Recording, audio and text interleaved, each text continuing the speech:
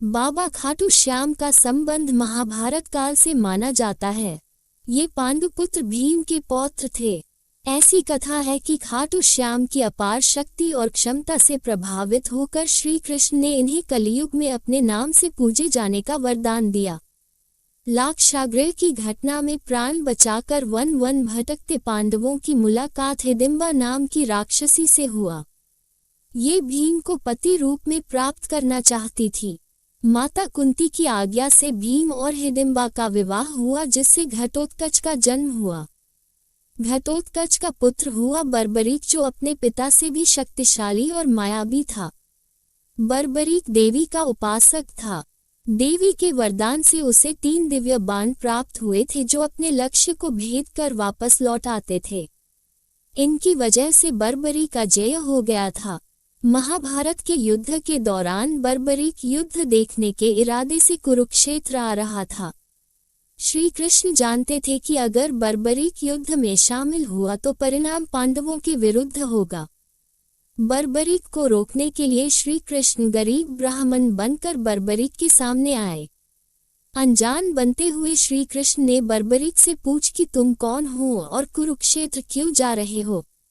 जवाब में बर्बरीक ने बताया कि वह एक दानी योद्धा है, जो अपने एक बाण से ही महाभारत युद्ध का निर्णय कर सकता है।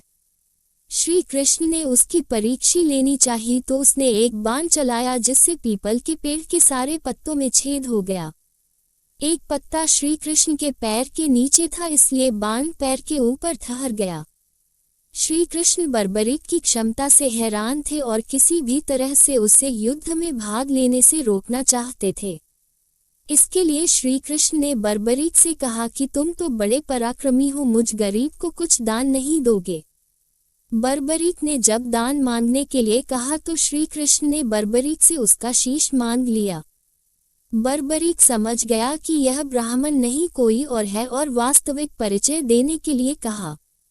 श्री कृष्ण ने अपना वास्तविक परिचय दिया तो बर्बरीक ने खुशी खुशी शीश दान देना स्वीकार कर लिया। रात भर भजन पूजन कर फाल्गुन शुक्ल द्वादशी को स्नान पूजा करके बर्बरीक ने अपने हाथ से अपना शीश श्री कृष्ण को दान कर दिया। शीश दान से पहले बर्बरीक ने श्री कृष्ण से युद्ध देखने की इच्छा जताई थी, इसलिए श्री कृष्ण ने बर्बरीक के कटे शीश को युद्ध अवलोकन के लिए एक ऊंचे स्थान पर स्थापित कर दिया। युद्ध में विजय श्री प्राप्त होने पर पांडव विजय का श्रेय लेने हेतु वाद विवाद कर रहे थे। तब श्री कृष्ण ने कहा कि इसका निर्णय बर्बरीक का शीश कर सकता है।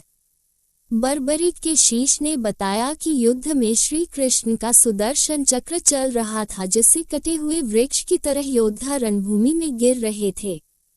द्रौपदी महाकाली के रूप में रक्तपान कर रही थी।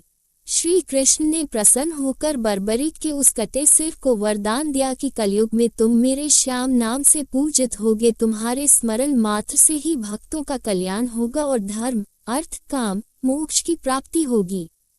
भक्तों की इस मंदिर में इतनी आस्था है कि वह अपने सुखों का श्रेय उन्हीं को देते हैं। भक्त बताते हैं कि बाबा खाटू श्याम सभी की मुरादें पूरी करते हैं। खाटू धाम में आस लगाने वालों की झोली बाबा खाली नहीं रखते हैं।